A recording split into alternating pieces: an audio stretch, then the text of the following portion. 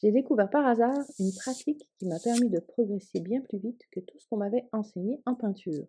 Je vous en parle aujourd'hui.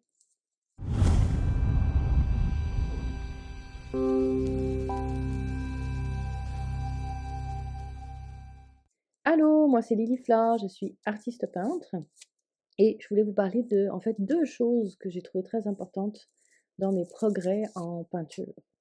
Le premier, c'est quelque chose qu'on m'avait dit mais personne m'avait vraiment expliqué à quel point c'était important et surtout comment le mettre en place. Et cette chose, ce truc, c'est tout simplement la régularité. Moi, je pensais que ça voulait dire faire le plus de toiles possible. Alors qu'en fait, ça veut dire peindre le plus souvent possible. Et la différence est vraiment de taille. Depuis que j'ai compris ça, ça a changé ma vie et ça m'a fait progresser à la vitesse de l'éclair. Bon, quand même pas à la vitesse de l'éclair, mais disons rapidement. Alors, je ne vais pas en parler trop longtemps parce qu'en fait, vous comprenez ce que ça veut dire. Le but, c'est donc d'avoir un pinceau dans les mains le plus souvent possible. Pas forcément longtemps, souvent. C'est différent ça. Par exemple, 20 minutes par jour, ça suffit. Mais ce qu'il faut, c'est peindre. En peignant souvent, on apprivoise notre cerveau en quelque sorte, nos mains, nos choix liés à la peinture. C'est un peu comme quand on veut éduquer un petit chien. Le but, c'est pas de s'en occuper seulement 5 heures de suite, une fois par mois, mais de faire des petites actions absolument tous les jours. Et ben voilà, en fait, je veux éduquer mon cerveau à la peinture pour progresser. Alors je vais prendre les pinceaux ou les spatules tous les jours, même si c'est pas longtemps. Sauf que faut avouer que c'est pas évident. Parfois on n'a pas envie, parfois le projet du moment demande la concentration que l'on n'a pas, parfois les couleurs de ce projet ne nous inspirent pas ce jour-là. Et c'est là que j'ai mon deuxième truc qui entre en jeu. C'est mon carnet de peinture. Avant de vous en dire plus, je vous rappelle que le meilleur endroit pour recevoir tous mes conseils, c'est sur ma liste d'envoi sur mon site web. Pourquoi, me diriez-vous, puisque vous en voyez déjà pas mal sur ma chaîne YouTube? Eh bien tout simplement parce que les algorithmes ne vous montrent pas tout, même si vous êtes abonné.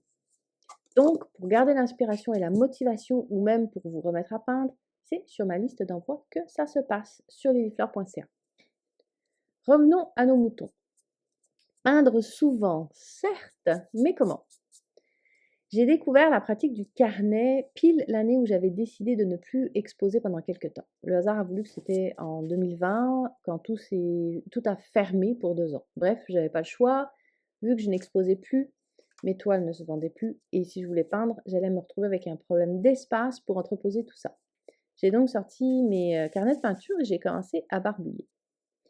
Et là, j'ai compris plusieurs choses. D'abord, dans le carnet, je me retrouve beaucoup moins avec le besoin d'avoir une inspiration, de faire du beau. J'ai juste envie de jouer, de barbouiller. Donc, qu'est-ce que je fais? Je prends ma peinture, je prends une page de carnet et je commence à m'amuser. J'imagine que c'est parce qu'on a comme une idée un peu sacrée de la toile, alors que le carnet, on voit ça comme un cahier de brouillon et on s'amuse dedans. Donc en faisant ça, je suis beaucoup moins bloquée, c'est beaucoup plus fluide et je joue énormément.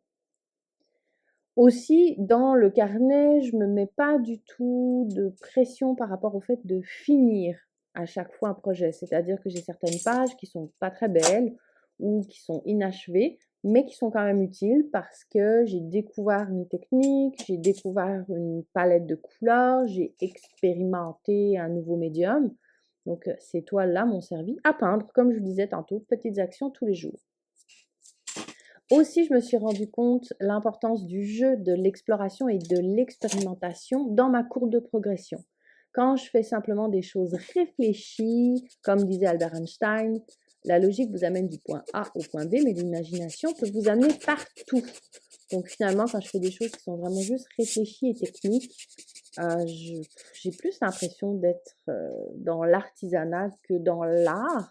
Et j'ai beaucoup comment dire, de respect pour l'artisanat, mais ce que je veux moi faire, c'est créer, innover, explorer beaucoup.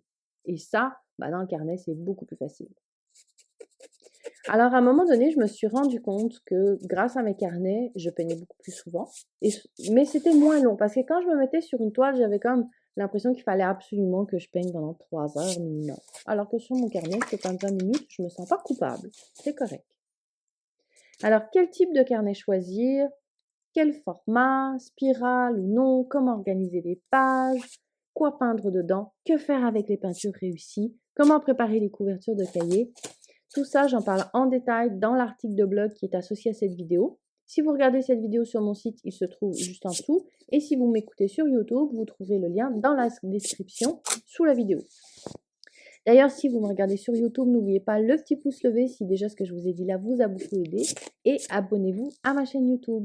Mais rappelez-vous que le mieux, c'est quand même de vous inscrire aussi à ma liste d'envoi sur lilifleur.ca. Voilà, bye bye!